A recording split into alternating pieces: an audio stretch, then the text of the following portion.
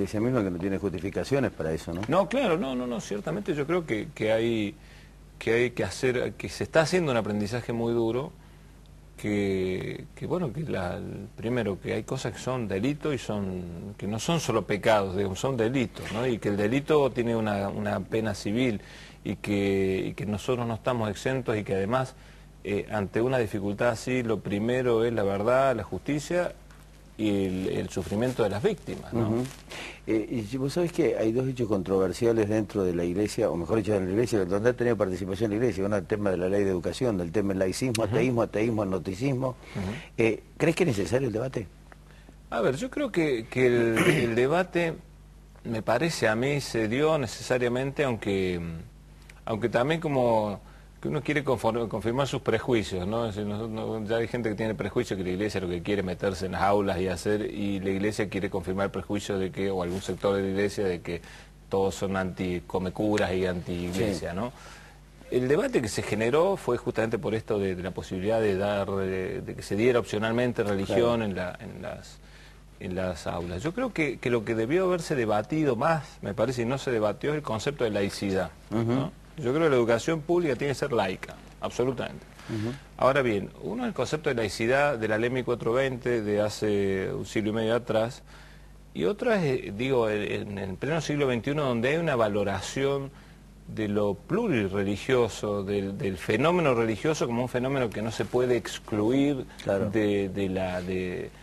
digamos, de la cultura, ¿no? Como fenómeno cultural. En todo caso, una de las cosas que proponía en un artículo que escribí es que, bueno, que se pudiera estudiar el fenómeno religioso. No la religión católica, ninguna religión en particular, pero el fenómeno religioso. Hay gente que se mata por la religión, por tanto hay que entender qué está pensando un tipo que agarra una bomba y se explota y piensa que lo hace en nombre de un Dios, ¿no? O que está pensando alguien en un ultramontano de cualquiera de las religiones que es capaz de decir que va a matar a alguien porque pasa de semejante película, ¿no? En tal lugar. Es decir, hay que entender entonces ese fenómeno. ¿Y dónde se va a enseñar si no en la escuela, ¿no? Claro. Yo creo que en ese sentido hay que por eso mismo replantearse qué entendemos por la laicidad, si la laicidad es excluir totalmente la cuestión religiosa como si no existiera, o si vamos a estudiar el fenómeno religioso con seriedad. Ya digo, el fenómeno religioso no que sea una cosa encubierta, porque bueno, volvamos a dar catequesis los católicos, o no. Pero me parece que ese debate no se dio y debió haberse dado más en profundidad. Lo controversial, te decía que había dos, no, hay tres, o hay más, pero me quiero centrar en dos más.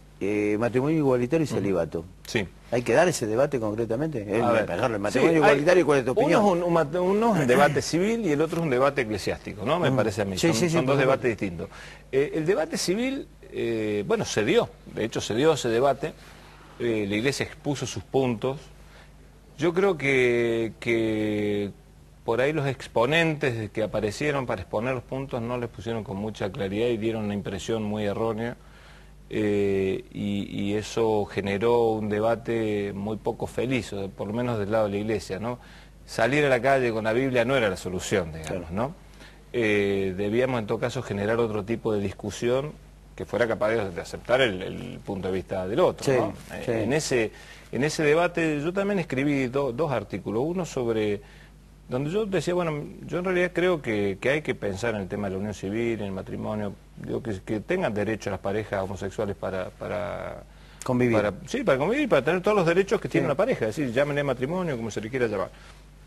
Que el otro tema, que era el tema de la adopción, que fue uno de los temas que trajo dificultad, debía ser un tema estudiado más reposadamente, porque en el fondo, en ambos casos, tanto los que defendían que no se podía dar a la adopción, como los que defendían la adopción, defendían una cuestión ideológica. Y me parece que esto no es un tema ideológico, es un tema científico. Claro. Es decir, bueno, a ver, primero, no es el derecho de las parejas a tener un hijo, sino el derecho de los hijos a tener un padre, ¿no? Y una madre, o tener dos padres. Así es. Como a tener progenitores, ¿no?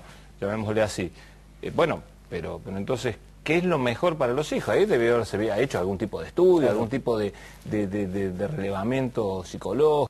Me parece que en ese sentido debió haber habido como una discusión que también tuviera no solo tintes políticos e ideológicos, sino tintes de las ciencias que pudieran ayudar a hacer esta reflexión, ¿no? Pero me parece que lo que pasó es que se acaloraron finalmente las cosas y eso terminó no ayudando a que a que bueno, como pasa siempre, cuando el debate se crispa, finalmente las posiciones se hacen extremas y... ¿Y en el celibato? Mira, el celibato yo creo que es un tema que en la Iglesia tarde o temprano se va a tener que discutir, digamos, ¿no? ¿Vos estás de acuerdo? Mira, yo estoy de acuerdo con que el celibato sea opcional, sea optativo, ¿no? No siempre fue obligatorio el celibato dentro de la Iglesia Católica, recién pasada ya en la Edad Media se establece la obligatoriedad del celibato. Y digo, bueno, yo incluso lo plantearía al revés, porque si no está planteado como muy clericalmente, que los curas se puedan casar, que hombres casados puedan ordenarse, claro, sería la pregunta, ¿no? Si dentro de la Iglesia Católica hay como dos, en el sacerdocio de la Iglesia Católica hay dos ramas, ¿no? Los religiosos, los que hacemos, los que entramos a la vida consagrada y entramos a vivir en comunidad, hacemos voto de pobreza, castidad y obediencia porque queremos imitar a Jesús y los apóstoles y queremos vivir la pasión por el reino de Dios a la manera de Jesús y por lo tanto elegimos no casarnos y luego de muchos años de estudio elegimos ordenarnos sacerdotes. Claro. Y algunos incluso no se ordenan y viven como hermanos coadjutores o sí, hermanos. Y el sacerdocio diocesano, ¿no? Que es el sacerdocio secular, que la finalidad es el ejercicio del ministerio y una condición para el ejercicio del ministerio es el celibato, es distinto. En el caso de los sacerdotes diocesanos es donde se podría dar justamente la posibilidad de una revisión de esta norma, que ya digo es una norma eclesiástica que por tanto puede ser revisada y que me parece a mí que debería ser revisada vista desde este punto de vista, no tanto pensando a ver que los curas se puedan casar, claro, sino que hombres casados, que uno mira, por ejemplo, en las comunidades parroquiales, donde hay personas que son matrimonios que son realmente probos, que han trabajado durante años, tienen un compromiso, bueno, ¿por qué no hacer que esta persona pueda estudiar teología y se ordene, ¿no? ¿Tuviste vacilaciones en ese sentido? Yo sobre mi propio celibato, yo podría decir que no he dudado nunca de la vocación, pero sí que he tenido crisis vocacionales, ¿no? Si he tenido crisis donde digo, bueno, a ver, ¿será que me da el cuero o no me da el cuero para esto, no? Es decir, momentos donde uno dice, bueno, es decir, donde de repente también, y no solo porque te aparezca una mujer y vos digas, bueno, estaría bueno poder tener una familia con esta mujer, claro, tenemos muchas cosas en común y podría ocurrir, o porque de repente te viene una edad donde vos decís, bueno, yo me gustaría tener hijos. ¿Y? No solo por eso. ¿Qué te pasó? Sino, bueno, en esos momentos son momentos donde yo he tenido que volver a reelegir mi vocación, ¿no? Donde yo he tenido que volver a plantearme y decir, bueno, en realidad, ¿qué es lo que yo deseo de verdad? ¿Qué es lo que me mueve a ser jesuita, a ser sacerdote?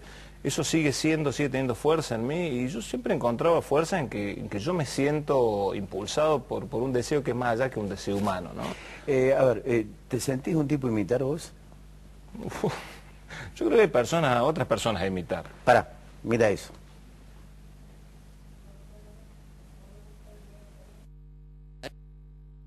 A él lo conozco desde que nació, claro.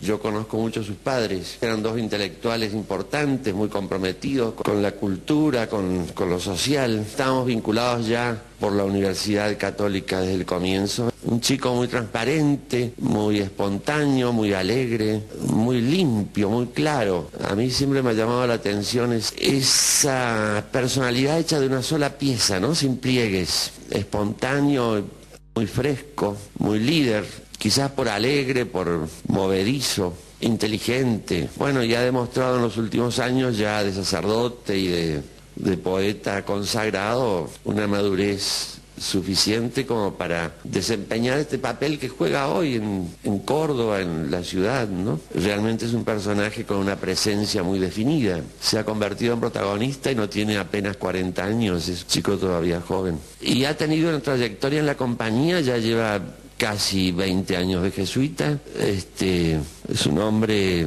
de verdadera profundidad personal, de una vida espiritual muy intensa y además una gran coherencia, ¿no?, entre lo que piensa y cómo vive, y no hay mucha distancia entre su vida interior y su manifestación externa. Trato de olvidarme de que soy poeta cuando juzgo a los demás, porque si no es un caos. De hecho, yo valoré sus escritos desde que aparecieron y estuve que ver mucho con su primer libro y más de una vez le he reprochado que me imite y que... lo cual no es cierto, pero de todas maneras creo que ya me supera perfectamente. Es un maestro. Es un maestro, el Padre Pablo es un maestro. Sí, bueno, también es una persona que yo quiero mucho, ¿no? Osvaldo es una persona que a mí me ha dado mucho, me ha enseñado mucho como Jesús y como poeta también, ¿no? Las dos cosas, sí, de las dos maneras, sí, ciertamente. Padre Arturo, ¿cómo le va? Hola, buenas noches. ¿Cómo anda usted? Bien, muy bien. La verdad que es un gusto para mí sumarme también al programa y bueno, y saludarlo también a Rafael desde aquí. Arturo, gracias Arturo. Aquí estamos justamente en casa viendo el programa. Bueno, usted sabe que es remanido esto, ¿no? Generalmente cuando uno pregunta cómo es alguien, ya tiene una visión formada de antemano. Entonces, a pesar de ser recurrente, ¿qué rescata como valor positivo de Rafael Velasco?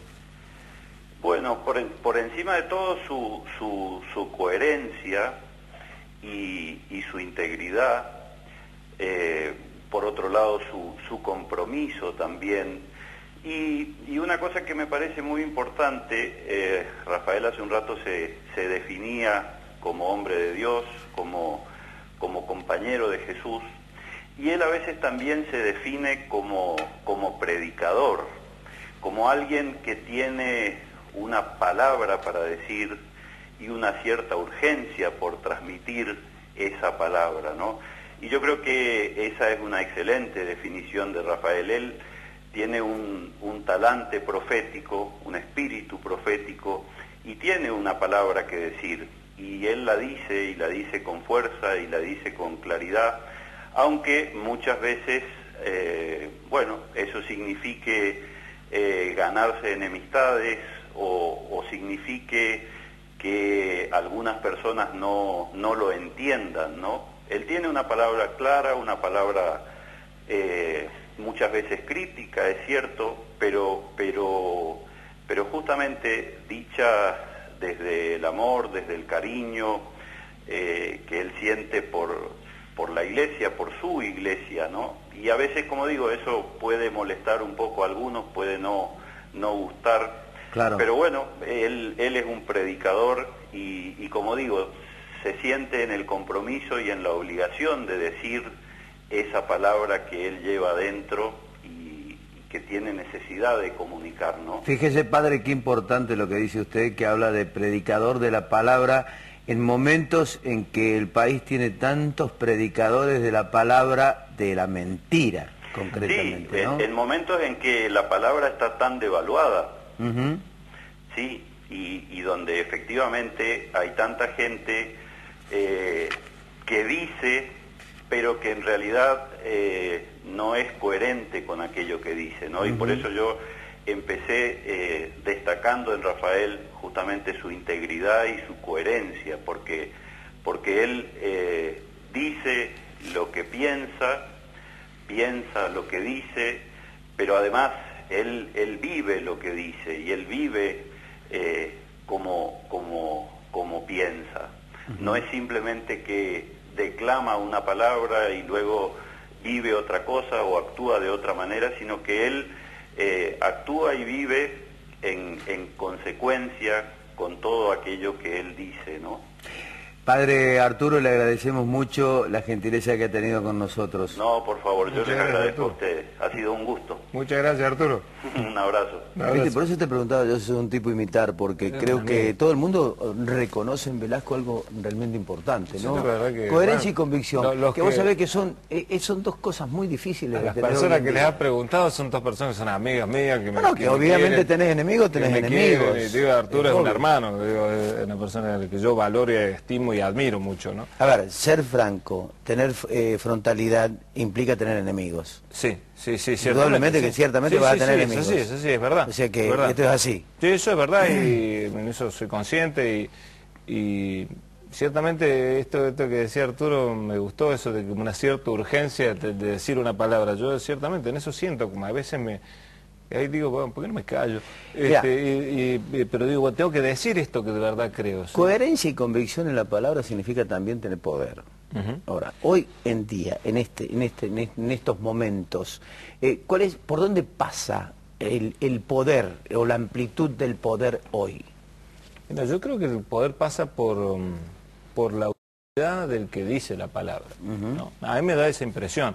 Si lo que yo siempre he creído, yo le otorgo autoridad a alguien que de verdad lo que dice es lo que de verdad cree, que eso es verdad por la vida y que el tipo irradia lo que de verdad cree, ¿no?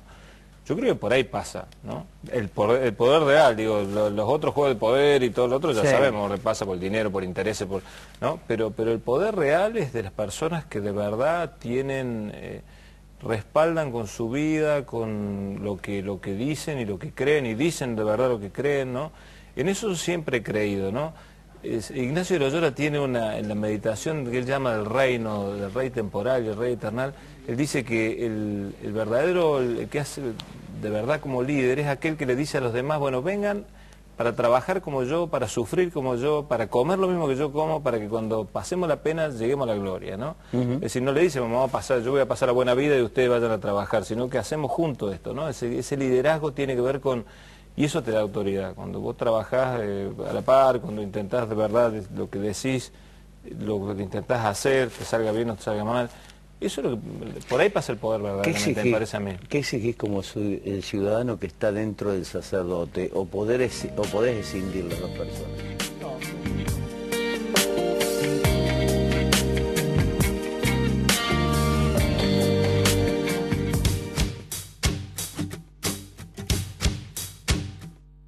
Los han embaucado, o sea que el gobierno de la ciudad los engañó, primero los usó y luego los engañó. Por eso mismo nosotros como universidad intervinimos, y yo personalmente he intervenido intentando primero poner al servicio de los vecinos lo que la universidad tiene como posibilidad de conocimiento para hacer un análisis de los estudios que se decían que estaban hechos y que eran sumamente incompletos. ¿Por qué te metiste en esa problemática? Pues yo creo, esto mismo, ¿no? Tiene que ver con la convicción desde donde yo vivo, esto de ser jesuita, ser cura y ser rector de la universidad. Si para mí no tiene sentido ser rector de la universidad si voy a ser un administrativo que se dedica a mover papeles, digamos, claro, ¿no? Para mí tiene sentido si la universidad de verdad recupera el sentido que debe tener, que es estar al servicio de los que más necesitan, poner el conocimiento al servicio de ellos, para que el conocimiento no se transforme en una cosa elitista y opresiva, sino que de verdad... Entonces yo lo siento así, yo siento que la universidad debe estar justamente por la opción que hacemos los jesuitas. Los jesuitas decimos que queremos unir fe y justicia, queremos unir el conocimiento, tendiendo puentes con los que lo necesitan. Bueno, justamente en este momento cuando apareció este problema puntual del enterramiento, yo dije, esta me parece que es una ocasión fundamental para que la universidad pueda hacer como palpable ese compromiso que ya iba demostrando en otras ocasiones, pero me pareció sumamente injusto lo que se le hizo a los vecinos, ¿no? Y por eso intervine yo personalmente, intervinimos en la universidad con investigadores nuestros, con técnicos nuestros, para ayudar a que no ocurriera esa injusticia, ¿no? Sí, pero digo, brota de una convicción personal, ¿no? De que la universidad de verdad debe hacer este tipo de cosas. Si vos te pones a ver, desde la universidad tenemos el consultorio jurídico que atiende a las personas de Villa Libertador, Santa Isabel, tenemos un consultorio de médico que está trabajando también, y odontológico en Villa Libertador. Estamos generando este tipo de experiencias que intenten, ya digo, ir tendiendo esos puentes que estaban como rotos, me parece. Zulma Ibáñez, buenas noches, ¿cómo le va? Buenas noches, ¿cómo está? Zulma. Bien, aquí estamos con el padre Rafael Velasco, hablando de la situación de ustedes allí. ¿Cómo refrenda usted la actitud del padre Rafael de ponerse al frente de esos cuestionamientos y de ese emprendimiento que ustedes llevaron adelante en el Hogar 3? Bueno, nosotros la verdad que nos parece una excelente labor la que está haciendo el padre Velasco en las zonas como las nuestras, más desprotegidas. Para nosotros, la verdad le digo que es como volver a tomar confianza, diríamos, en las instituciones, en las personas que también tienen una jerarquía importante. Para nosotros es una enseñanza también para seguir trabajando y no bajar los brazos. Bueno, ¿La confianza en el padre Rafael pasa únicamente por ser sacerdote o como hombre con convicciones? No, como hombre con convicciones, porque hay muchos sacerdotes y la verdad que no llegan como está llegando el padre Velasco, él mismo, en persona, no es que solamente mande gente, no, él visita los lugares, se hace eco de las necesidades de la zona. Usted bravito en esto de los cortes de ruta, estuvo también cuando fue los maltratos en esto del tema del basural, cuando fuimos atropellados, diríamos, por las fuerzas policiales. Yo fue detenida, el cura estuvo ahí hasta que salí. Eso es importante, para nosotros nos devuelve la confianza. Zulma, le agradecemos mucho la gentileza que ha tenido de colaborar con nosotros en este programa con el padre. Muchas gracias, Zulma, un abrazo. Muchísimas gracias, hasta luego. Muchas gracias. Che, bueno. Rafael, hagamos un ping-pong. Bueno, vos sos racionalmente un tipo político. ¿Cómo ve la política hoy, concretamente, muy sintéticamente? Oh, es un lío. Si vos me tuviera que decir, me parece que hay mucha cáscara y uno no sabe qué hay detrás, digamos, ¿no? La impresión que uno tiene es de confusión. Yo sinceramente, si vos ¿Te me dijeras representa a alguien? ¿Te sentís representado por alguien? yo diría que no.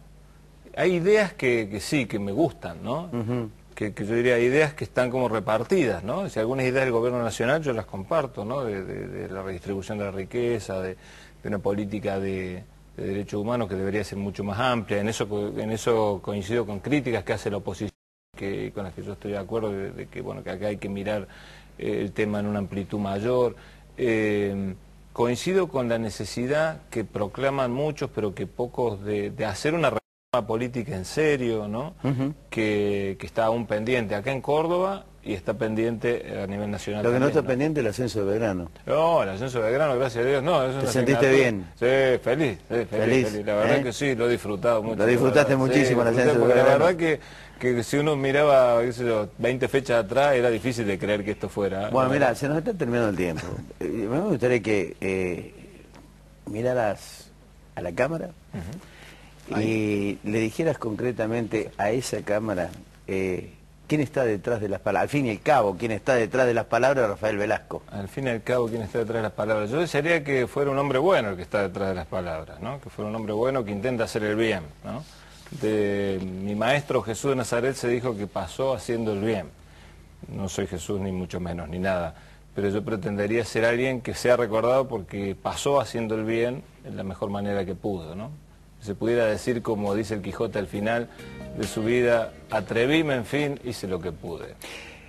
Ritual, ¿te suena Ritual? Sí, me suena. Es otro de tus poemas. Sí, Vamos a cerrar con ese, dale. Bien. El perro escarba siempre en busca de un hueso que nunca aparece. La mujer del pañuelo gris escarba Ritual en su bolsa sucia, llena de bolsas sucias. Su hueso tampoco aparece. Los dos buscan lo mismo, un talismán contra el desamparo. Ya, Rafa, de verdad muchas gracias. No, muchísimas gracias a vos, Ricardo. Gracias por Muchísimas venir, gracias por la invitación. gracias por estar. Muchas gracias. Muchísimas gracias. Ya se va, nosotros nos vamos. Esta fue la primera edición de Al fin y al cabo, detrás de las palabras. La semana que viene, un personaje de la medicina. Quizás un hombre al que usted o muchos de ustedes no conocen, pero que tiene una trayectoria realmente formidable. El doctor Moisés Jalil va a estar con nosotros. Que tenga muy buenas noches.